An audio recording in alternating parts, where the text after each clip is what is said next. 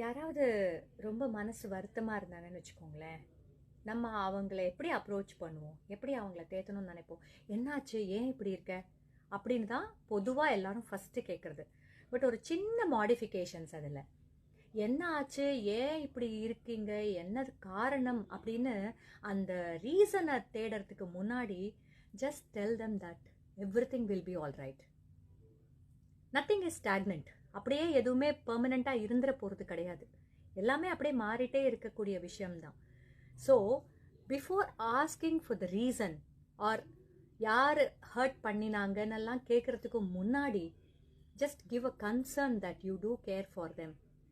நான் இருக்கேன் உனக்கு, டு நாட் வரி, எல்லாமே சரியாக போயிடும். நீ என்னென்ன காரணம் எனக்கு சொல்ல வேண்டாம், பட் ட்ரஸ்ட் மீ, இது எல்லாமே சரியாக போயிடும் அப்படின்னு சொல்லுங்க.